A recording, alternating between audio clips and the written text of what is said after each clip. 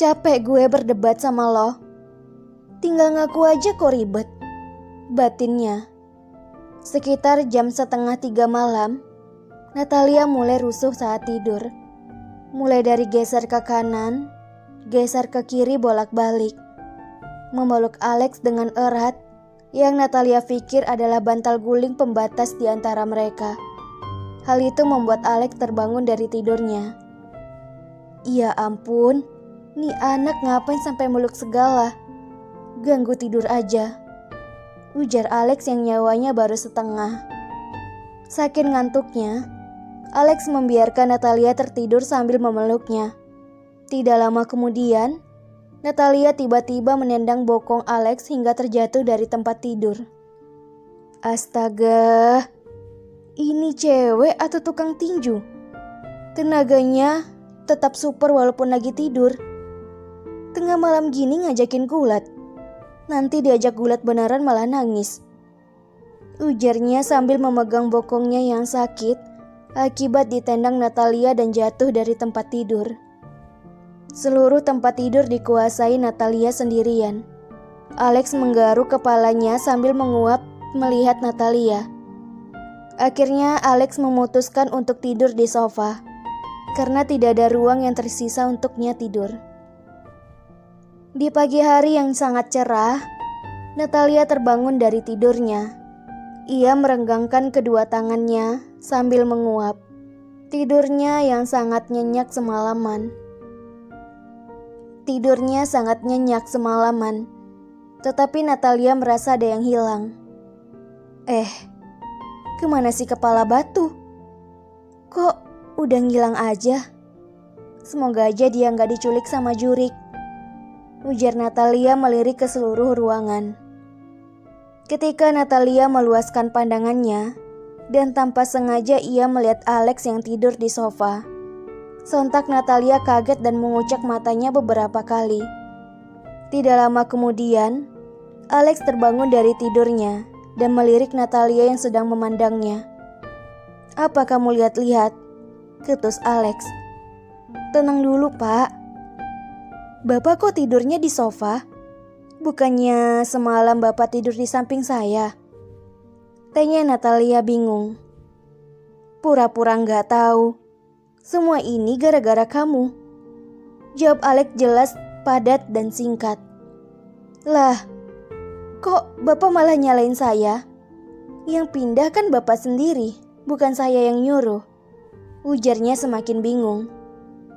Nggak usah drama di pagi hari. Kita nggak lagi syuting. Ya iyalah, semua ini gara-gara kamu.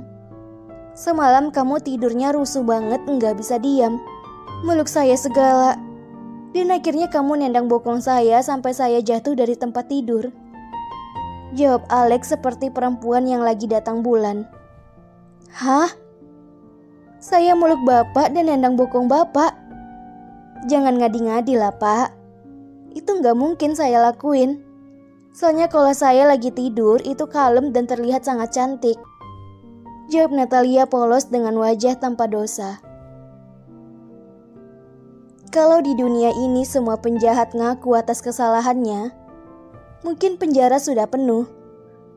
Saya heran sama kamu. Kamu itu wanita atau bukan sih? Bokong saya aja masih sakit sampai sekarang, bekas kamu tendang semalam. Udah itu, gak ngaku pula, ujar Alex mengeluh sambil memegang bokongnya yang sakit. Kalau dia kayak gini kok kesannya dia comel banget sih. Gemesin banget. Wajahnya yang arogan berubah seperti anak kecil, batin Natalia.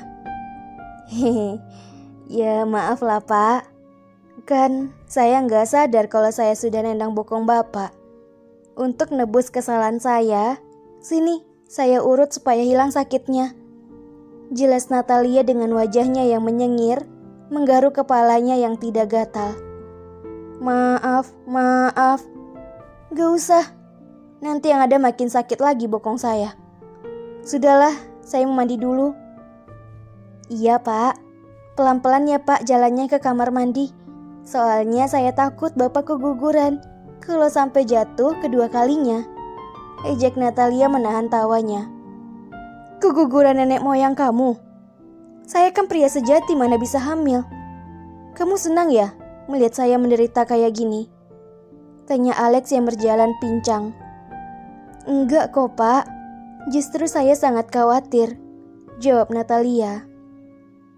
Alex sangat kesal dengan Natalia yang berani mempermalukannya dan berjalan pincang ke kamar mandi. Alex hanya diam mengerucuti bibirnya. Sementara Natalia tertawa lepas melihat Alex dengan ekspresinya yang terlihat sangat lugu. Setelah ia puas tertawa, sembari menunggu Alex siap mandi, ia mengambil remote dan menyalakan TV. Tok, tok, tok. Beberapa menit kemudian, ada yang mengetuk pintu kamarnya. Natalia langsung berdiri dan berjalan ke arah pintu untuk membuka pintu. Senyum di wajahnya terukir sangat indah seperti bulan sabit. Ternyata itu adalah Mbak Surti, kakak angkat perempuannya sekaligus pelayan di rumah Alex. Maaf ya dek, kalau Mbak mengganggu istirahat kamu. Mbak cuma mau ngasih tahu kalau sarapannya sudah siap, ujar Mbak Surti yang juga tersenyum melihat Natalia yang tersenyum padanya. Ih Mbak nih, kok ngomongnya formal gitu sih? Bikin Natalia bad mood deh. Seharusnya Mbak tuh bilangnya gini, ayo sekarang kita ke bawah dek, sarapannya sudah siap, ujar Natalia dengan bibirnya yang melengkung ke bawah. Maaf dek, Mbak nggak terbiasa bilang kayak gitu. Tapi insya Allah akan Mbak usahakan, ujar Mbak Surti yang tidak ingin melihat adiknya ngambek. Nah gitu dong Mbak, bentar lagi Lia ke bawah ya Mbak sama Pak Alex. Mbak jangan sarapan duluan, soalnya Natalia mau kita sarapan bareng. Pokoknya Mbak gak boleh protes, turutin keinginan ademu ini kalau Mbak gak mau lihat Lia sedih. Dan kalau masalah Pak Alex, biar Lia yang urus. Jelas Natalia memegang tangan Mbak Surti. Iya deh, iya adekku yang cerewet. Mbak akan nurutin semua keinginan adekku yang tercinta. Kalau gitu Mbak ke bawah dulu ya, pamit Mbak Surti. Oke Mbak, hati-hati ya, ujar Natalia. Kamu ini, Mbak gak lagi pergi jauh, cuma turunin tangga, ujar Mbak Surti yang tersenyum manis. Dan sedangkan Natalia hanya menjawab Mbak Surti dengan lambaian tangannya. Mbak Surti pergi dan Natalia menutup kembali pintu kamarnya. Saat ia berbalik, ia melihat Alex yang sudah selesai mandi. Bicara sama siapa kamu? Tanya Alex mengeringkan rambutnya dengan handuk. Yeay, ada yang kepo nih, ejek Natalia menjulurkan lidahnya. Saya bukannya kepo, saya cuma bertanya. Ekspresi apa itu? Kok kamu bahagia banget? Kayak habis ketemuan sama pacar, keluh Alex. Saya tuh bahagia karena saya baru aja ketemu sama kakak angkat saya. Oh iya Pak, katanya sarapan kita sudah siap. Pak, boleh minta sesuatu nggak? Tapi Bapak wajib mengabulkan permintaan saya ini, tanyanya sedikit memelas. Kakak, sejak kapan kamu punya kakak angkat di sini? Katakan apa keinginan kamu. Akan saya pikirkan jika permintaan kamu nggak aneh-aneh, jawab Alex yang sedang berkaca menyisir rambutnya. Nggak aneh-aneh kok Pak. Mbak Surti adalah kakak angkat saya di sini. Saya ingin Mbak Surti bisa sarapan bareng kita. Boleh ya Pak? Ujarnya dengan bibir yang melengkung ke bawah. Oh, Mbak Surti, kamu yakin mau jadikan dia sebagai kakak kamu? Usianya sangat jauh dari usia kamu. Boleh aja kalau itu memang keinginan kamu, tapi ada syaratnya. Kamu harus mandi yang bersih, karena saya nggak mau sarapan bareng wanita yang tiap malam hobinya bikin pulau, jawab Alex menyetujui permintaan Natalia. Oke, siap Pak. Enak aja, mana ada ya Pak, Bapak kali yang hobinya bikin pulau. Makasih banyak ya Pak. Untuk kali ini Bapak baik deh. Kalau gitu saya mandi dulu ya Pak. Natalia berlari ke arah Alex, kemudian memeluk Alex dari belakang seperti orang yang enggak memiliki beban. Setelah Natalia memeluk Alex, Kemudian ia masuk ke dalam kamar mandi. Sedangkan Alex saat ini dia mematung. Ia sangat terkejut karena Natalia sangat berani memeluknya. Sudah 2 kali Natalia memeluknya. Ya ampun, aku sudah 2 kali ternodai. Diriku gak suci lagi. Bodoh banget. Kenapa aku harus mengabuli keinginannya? Kan aku lagi ngambek. Itu cewek pakai pelet apa sih? Ujar Alex bingung. Setelah selesai mandi, Natalia keluar dari kamar mandi dan mencari sosok keberadaan si kepala batu, yaitu Alex. Ya elah, itu orang gak sabaran banget sih. Tungguin gue kek. Kan mandi gue gak lama. Dasar jahat. Natalia segera turun menyusul Alex yang sudah duduk dan sarapan tanpa menunggunya. Bahkan saat Natalia duduk di sebelahnya Alex tidak sedikit pun bergeming, seolah-olah tidak ada orang di sampingnya.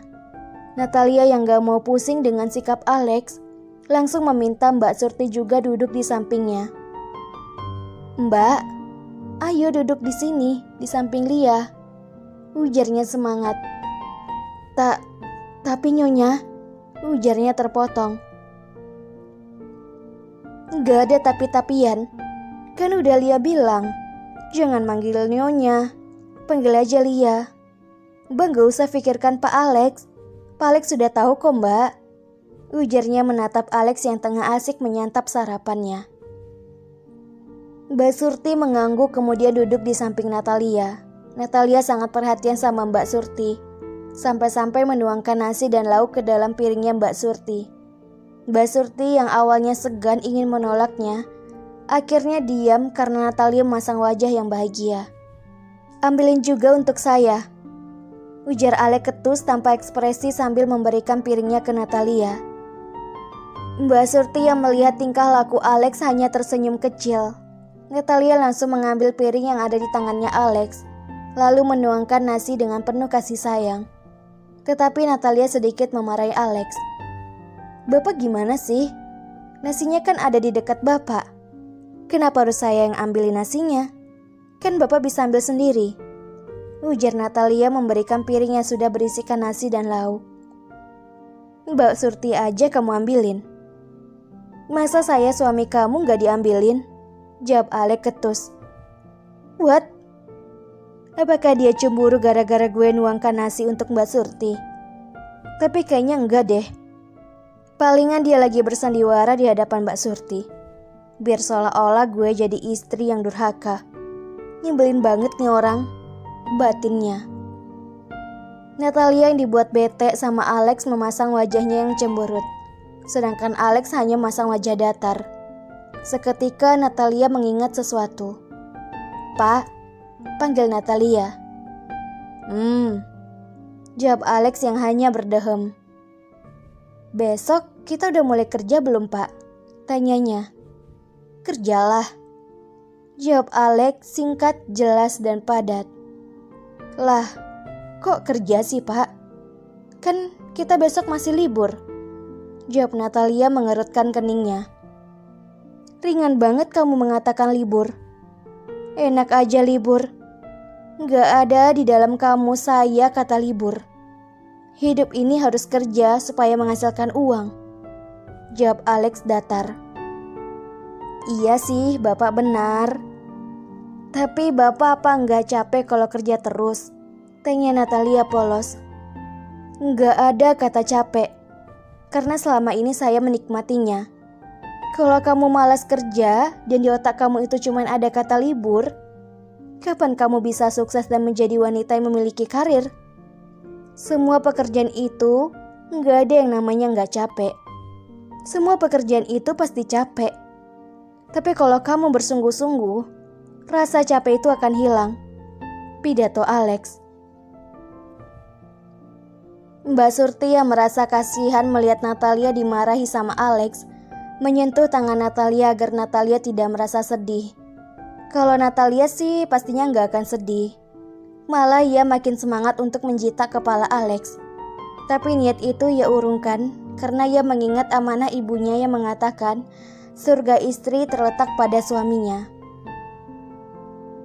Apa yang dia bilang gak salah, semuanya benar. Tapi gak usah pidato segala di pagi hari. Lagian gue cuma bertanya. Badan gue rasanya ringsek banget. Masa besok ditambah ringsek lagi? Keluh batin Natalia.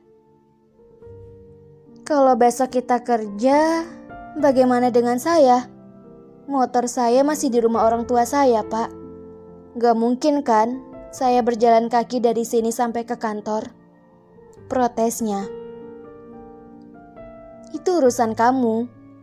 Masih punya akal kan? Jawab Alex ketus meninggalkan Natalia berdua sama Mbak Surti. Mbak, tengoklah sikapnya itu. Selalu aja buat Lia bete. Lama-lama Lia bisa mati berdiri kalau terlalu lama tinggal sama si kepala batu itu, Mbak. Kadunya pada Mbak Surti. Kepala batu? Tanya Mbak Surti bingung. Oh iya, Lia lupa ngasih tahu Mbak. Kepala batu itu julukan yang pas untuk dia. Jawab Natalia kesal. Kamu jangan sampai kebawa emosi, Dek. Tuan Alex nggak mungkin biarkan kamu jalan kaki sampai ke kantor. Dia pasti mikirin bagaimana caranya supaya kamu sampai ke kantor dengan selamat. Jelas Mbak Surti yang berusaha menenangkan Natalia. Iya deh Mbak. Makasih ya Mbak sudah mau dengerin Lia. Kalau nggak ada Mbak di sini, Lia jadi bingung harus curhat sama siapa. Nggak mungkin kan Lia ngadu sama orang tua Lia atau orang tuanya Pak Alex. Nanti yang ada Lia dibilang nggak dewasa lagi. Ujarnya memelas. Iya dekku, sudah dong jangan ngambek lagi. Lebih baik kita habiskan sarapan kita dulu, ujar Mbak Surti. Setelah selesai sarapan, Natalia berjalan ke arah ruang tamu. Di sana ada Alex yang sedang sibuk berkutik dengan laptop dan berkas-berkasnya. Ya, begitulah kegiatan Alex yang selalu saja disibukkan dengan pekerjaannya. Baginya, tiada henti untuk bekerja dan mencari uang. Setelah beberapa jam, Natalia duduk di sofa sembari menatap Alex yang enggak berhenti dengan pekerjaannya. Ia merasa sangat bosan, hingga pada akhirnya ia mempunyai inisiatif. Natalia berjalan ke arah dapur dan menyibukkan diri membuat sesuatu. Tidak membutuhkan waktu lama, bolu rasa pandan dan secangkir susu hangat sudah siap. Tidak heran lagi kalau Natalia bisa membuat bolu rasa pandan. Sesungguhnya Natalia memang paling berbakat memasak dengan variasi makanan. Kalau Natalia masak di rumahnya, pasti akan menerima pujian. Karena apapun yang dibuat Natalia rasanya luar biasa enak. Tetapi tidak tahu dengan Alex. Alhamdulillah, akhirnya semuanya sudah selesai. Sekarang waktunya gue antar semua ini untuk Pak Alex. Semoga aja dia suka sama bolu dan susu buatan gue, ujar Natalia bahagia. Natalia membawa susu hangat dan bolu rasa pandan dengan nampan ke hadapan Alex. Sejak keluar dari dapur, Natalia selalu saja tersenyum. Tampak dari wajahnya ada rasa bangga dan ia sangat yakin Alex pasti akan memuji buatannya. Hai Pak, yang super duper sibuk. Coba lihat deh, apa yang saya bawa. Ini adalah bolu pandan dan susu ala Chef Natalia. Kalau soal rasanya, dijamin Bapak akan nagih. Ujarnya memberikannya kepada Alex. Hai novelers yang Mimi cintai, apa kabar semuanya? Semoga dalam keadaan sehat walafiat. Amin amin ya robbal alamin. Wah, kita nggak terasa ya sudah sampai di episode 18. Menurut kalian bagaimana nih? Dan pasti pada kepo bagaimana mereka romantis. Tetap stay tune ya di channelnya Mimin, di channel Feby Vitaloka. Dan insya Allah Mimin akan buat Alex dan Natalia romantis. Ditunggu ya kisah-kisah selanjutnya. Dan Mimin mengucapkan terima kasih kepada novelers yang sudah subscribe, like, dan komen. Mimin juga mau ingatin nih buat novelers yang baru singgah di channelnya Mimin, jangan lupa subscribe, like, dan komen. Karena sesungguhnya dukungan kalian adalah semangat untuk Mimin. Stay tune terus ya.